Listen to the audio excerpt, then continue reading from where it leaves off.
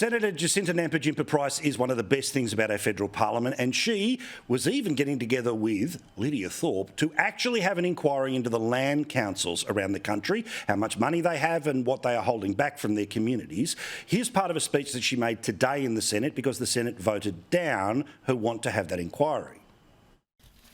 I want to address what I believe to be a complete failure of this chamber yesterday. A motion for the reference to committee Aboriginal Torres Strait Islander representative organisations was voted down by one vote.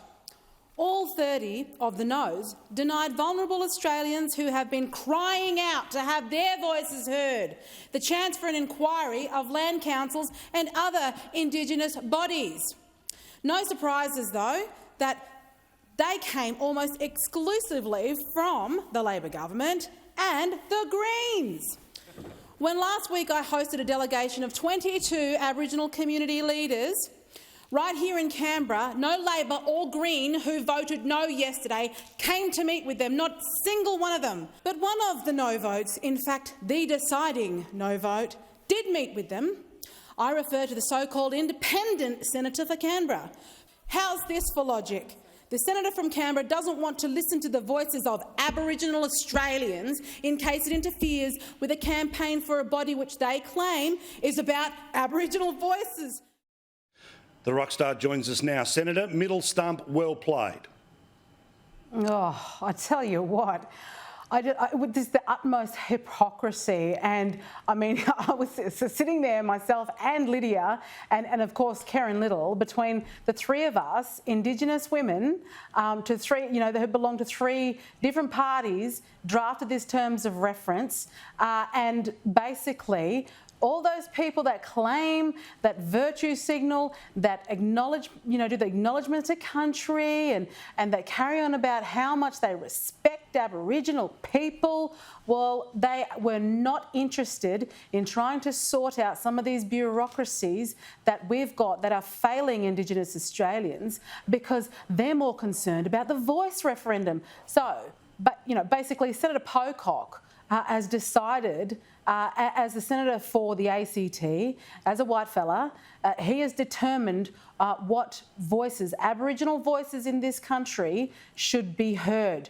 And he doesn't think that those traditional owners that came and sat in his office, that cried, that wept, and talked about the fact that they've been written out of history as traditional owners, as so many traditional owners around the country have experienced, who haven't been able to actually have any control over their own land, over their own destiny, over the opportunity to create economic development opportunities in this country. He sat there and he listened to their story and then he voted against their wishes. And I could not believe the utmost hypocrisy of the Senate chamber yesterday. No giant surprise there. Let's talk also about the move towards the voice. We know that things move through the parliament, and don't you love all of the clapping that goes along? Apparently every single step of this is historic and every single thing will be commemorated with a tea towel in the gift shop.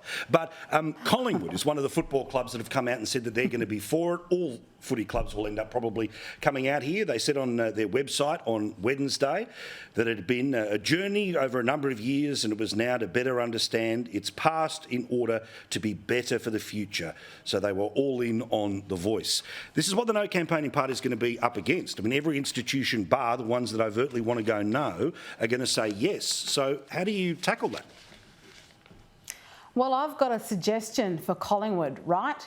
They need to go and take a visit. I would suggest, I invite the board members of Collingwood to take a trip out to Yuendumu, where the footy team is the Yuendumu Magpies, where they have had a long relationship with the Warlpiri people, and ask those Warlpiri people exactly what they think of the voice instead of deciding what they know is best for Indigenous Australians.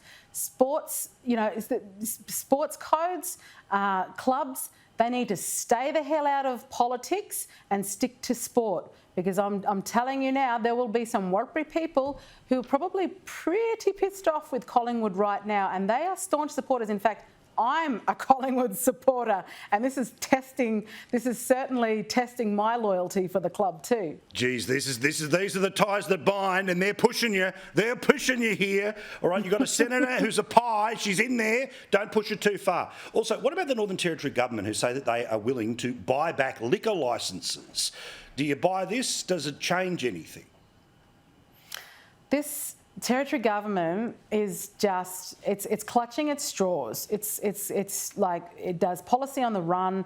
They've got no idea whatsoever how to actually keep Territorians safe, keep Territorians protected from violence, from alcohol fuel violence. I think it's wonderful that rates of crime have supposedly gone down, but I can tell you now that rates of hospital referrals to dry outs clinics in Alice Springs have doubled, and that violence, those violent offenders who are fuelled by alcohol are now elsewhere in the Northern Territory, further north, heading out to places like Mount Isa. They're just out of ideas, this lot, and I think they should just throw the towel in. I think they should hold an election now and let the Territorians decide exactly who they want running the show, because I can tell you now, the Territory has had an absolute gutful of the Natasha Files Labor government, who just keep failing. Correct. All right. You know, Files fails, or more importantly, stop crime. That should just be the posters everywhere.